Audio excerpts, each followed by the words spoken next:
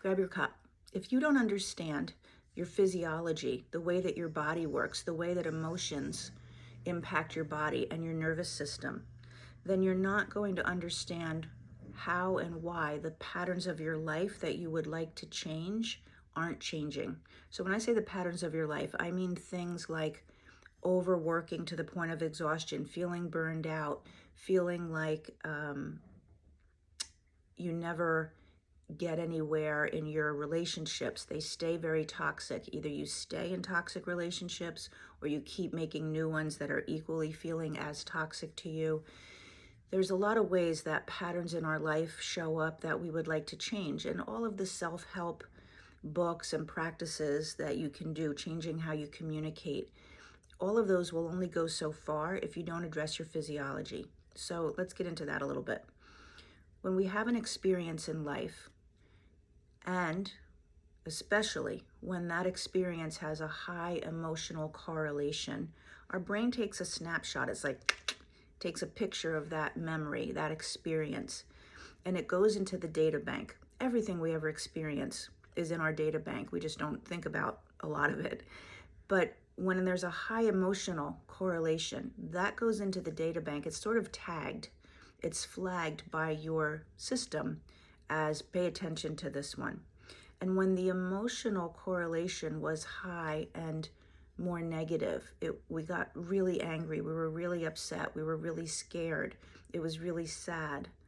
Any of those things, they are going to be very present in your subconscious, tagged as something to pay attention to. And we don't want to experience that again. It's like, I don't want to ever feel that way again. So now, as we move forward in our life, when other things happen to us, if they at all resemble those tagged memories, we automatically respond. We automatically make a choice, have a behavior, respond verbally in particular ways that are really a reaction to those first experiences. We're not even really reacting to what's happening in the moment, because the subconscious kicks in, pulls up that file, pulls up that tag and says, warning, warning, this is similar. And so we keep having responses over and over. We keep making choices over and over. And we keep having feelings that stay in a loop, that keep us in a cycle of feeling particular ways. The emotions that get generated during those experiences, for most people, I think especially for women, but actually, no, I don't even want to say that. I think for most people, because for different reasons, we manage our emotions, certainly in our culture, poorly. So most people aren't really good, haven't gotten any examples or any nurturing in how to manage their emotions. So those bigger emotions stay in the body as well.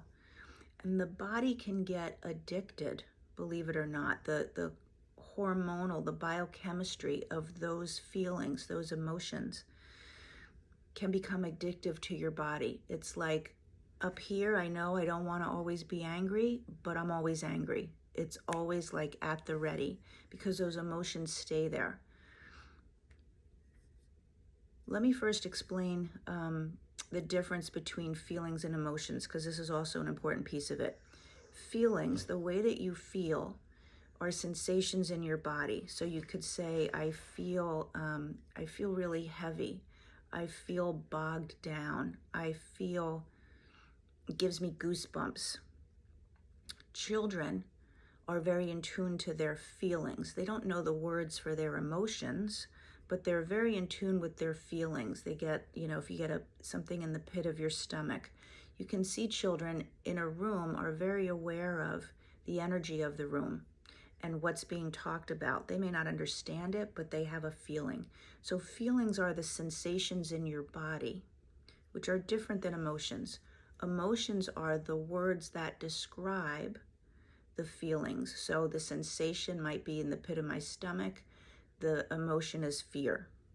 The sensation might be heat here in my neck, like up in my upper chest area and my neck, and the emotion is shame. or humiliation.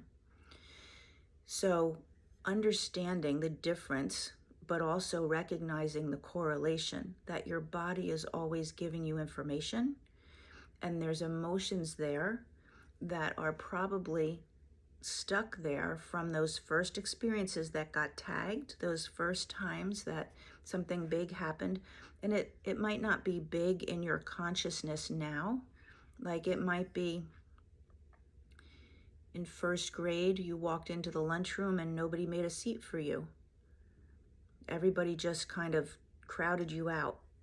And that was a big thing for a 6-year-old.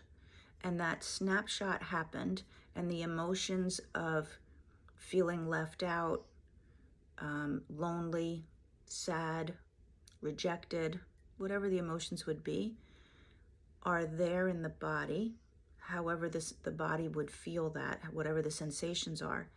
And then that tag gets pulled up for the rest of your life anytime something feels similar. So anytime that memory is elicited, and then we keep responding. If we say, I'm lonely, I feel lonely, people don't like me, and now we keep responding like people don't like me, as an example. So the physiology of your body and the emotions keep your brain in a loop that keeps having you think the same thoughts over and over. That's the other part of your body that you want to understand. In a typical day, we think about 70 to 80,000 thoughts every day. And 95% of whatever that number is are the same thoughts over and over and over.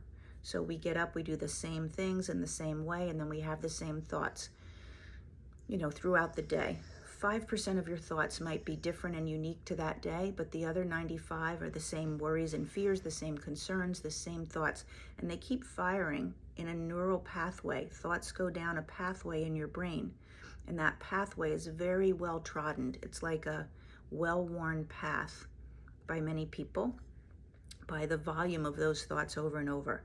So when you have those same emotions, and they're firing the same thoughts, and then those same thoughts feeding more of the same emotion, now you're in a loop. And when you're in loops like that, you're making choices and having behaviors and staying in patterns that you want to change in your life. And all of the self-help stuff, all of the meditation, the yoga, the counseling, when we only deal with in counseling and therapy talking about stuff, and we don't deal with the looping thoughts and the stuck emotions and the sensations in our body, that's why we only get so far. And I don't know about you, but I've done therapy more than once in my life, and that was a big thing that I came up against. I could understand it up here. I could understand what was going on, but making the change was being driven from my body, and I never got into that place of those tagged emotional responses that really drive our behavior. Because understanding up here is 5% of what's actually happening. 95% is in your subconscious. Your subconscious lives in your body. Your subconscious is in charge of your memories. And those are the things that are making your choices. And the last part that I want to say, but it's a really important part, is when you're in loops like that, you're keeping your nervous system triggered on, because you're staying in, even though nothing is presently happening to you, you're staying in the fear, or you're staying in the anger from those earlier experiences. And when that nervous system is turned on in that way, inflammation stays up, chronic health conditions can't get better, we have chronic pain, we're stuck in anxiety. Sometimes we go from anxiety into depression, or we have both, but the depression is the body's way of just trying to rest from the hyperness of so long, trying to manage that energy and staying in those loops. Then we go into depression because it's been too much for too long.